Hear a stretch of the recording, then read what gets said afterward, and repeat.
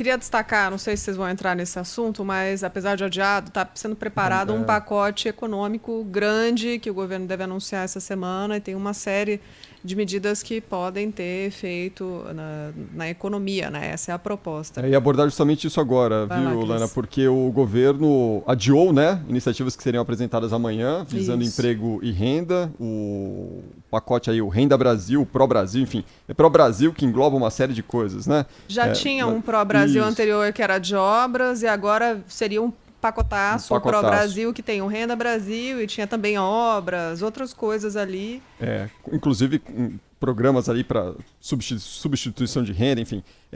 A questão é que não ficou pronto, o pacote não ficou pronto do governo e eles adiaram a expectativa que o governo lance ainda até o fim desta semana. A informação que nós temos de momento é que pelo menos o Casa Verde e Amarela, que deve reformular ali o Minha Casa Minha Vida, continua planejado para esta terça-feira, mas o pacote maior, que abrange outros pontos, deve ficar até o fim da semana.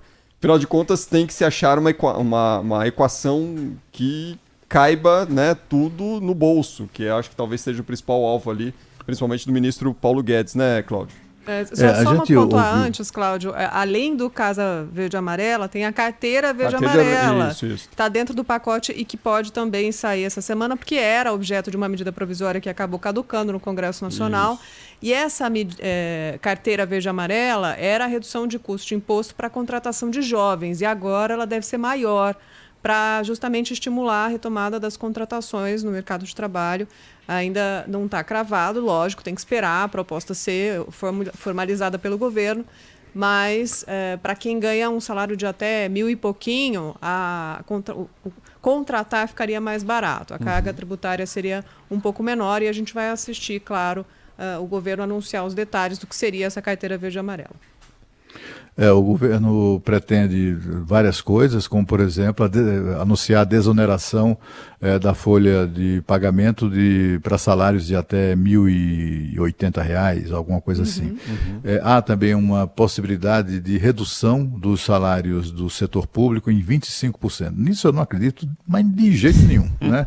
Porque eles vão logo judicializar isso, vai cair no Supremo, o Supremo não vai concordar, porque já não concordou uma vez, né, uma primeira vez. Mas nós entrevistamos o ministro Gilmar Mendes na semana passada e ele afirmou claramente que ele não usou a expressão, mas ele admitiu ter sido um erro a decisão do Supremo de impedir a redução de salário no setor público. Ele acha que ele concorda, foi uma dessas pessoas que a gente entrevista, faz a pergunta e, confrontado, ele disse, quer saber, você tem razão.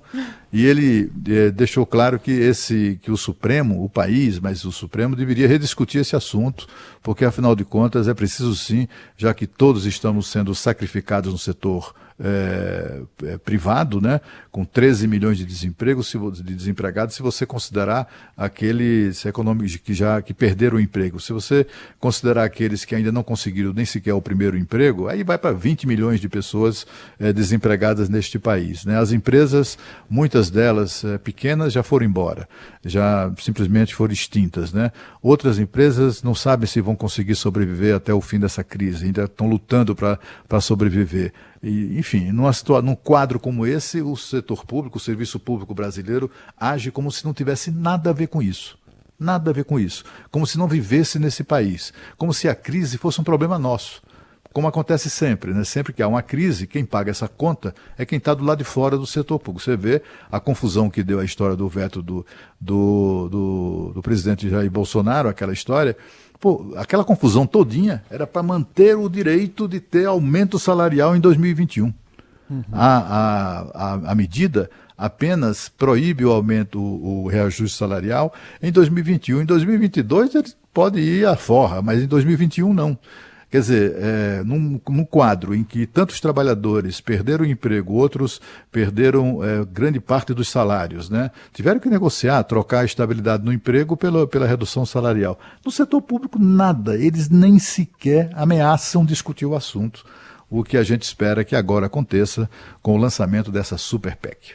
É isso aí. Essa proposta de redução dos salários dos servidores dentro da reforma administrativa também. E eu ouvi o ministro Gilmar Mendes conversando com vocês, Cláudio Humberto, e fiquei, gente, finalmente alguém reconheceu, porque é muito contraditório. O próprio Supremo Tribunal Federal considerou a medida proposta pelo governo para a redução de jornada e salário da iniciativa privada constitucional. Vá em frente, governo, faça isso para salvar empregos. E foi uma medida importante para preservar muitos empregos, porque as empresas não iam conseguir segurar os salários integralmente por tanto tempo com uma redução da carga significativa dos trabalhadores. Muita gente em casa, às vezes trabalhando, dando conta do mesmo tanto de serviço. Mas o servidor público, mesmo trabalhando menos ou trabalhando igual, não teve nenhum impacto durante a pandemia. Não teve redução porque o próprio Supremo Tribunal Federal considerou que era inconstitucional mexer no salário do servidor público. Então, na iniciativa privada pode, mas no salário do servidor público não pode, é inconstitucional.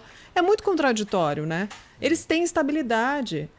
Já é uma garantia de que, mesmo numa situação difícil, eles têm um emprego. Se não passarem por processo administrativo, não fizerem uma grande bobagem, eles têm estabilidade, gente. Qual é a dificuldade de dar uma cota de contribuição num momento como esse? Faria dali de um salário para cima, sei lá, acima de 5 mil. Acima de algum salário que é considerado o teto do regime previdenciário, né? Sei lá, pense em alguma coisa, mas não. Nada, absolutamente nada. Se pelo menos discutissem isso, né, eu acho que tem a grande maioria dos servidores públicos ganha pouco. Então essa grande maioria tem que ser protegida de alguma maneira. Agora aquela turma que ganha muito e ganha muito mesmo, né, gente que entra no setor público já ganhando o teto, né, o teto do funcionalismo, né. Essas pessoas tinham que, no mínimo, se não a redução do salário, no mínimo serem extintas ou extintos os penduricalhos que recebem, né? E a gente está cansado de falar. Cansado não, que eu não vou cansar nunca, né? Enquanto isso não acabar, eu estou aqui falando. A gente lembrando, esses caras têm biênio, quinquênio, decênio, triênio, enfim. Tem auxílio moradia, tem auxílio paletó, e tem mesmo, não é força de expressão não, né? Auxílio paletó, tem auxílio livro, auxílio jornal, auxílio babá. Sabe aquela empresa de energia aqui de Brasília que eu me referi mais cedo, no início do programa? Aqui eles pagam auxílio babá. Quer dizer, os caras têm lá os filhos e nós é que pagamos a babá. Por funcionário. Bem, quer dizer, né? Isso não dá, né? Não, mesmo que temporariamente, Cláudio Humberto, não seria uma sinalização de que a gente se preocupa com o Brasil, com o próximo, né? Tanta gente entrando na linha da extrema pobreza, a gente passando fome, perdendo emprego, famílias que a gente mostrou no Jornal da Band na série do Ian Boechat, famílias que tinham que ir para a rua buscar alimento, porque não tinham condições, mesmo tendo casa, tendo onde morar, ou expulsas da casa porque não dava conta de pagar aluguel. Uma situação deplorável, difícil de enfrentar, e não mexe com o meu, que no meu não pode. Exatamente.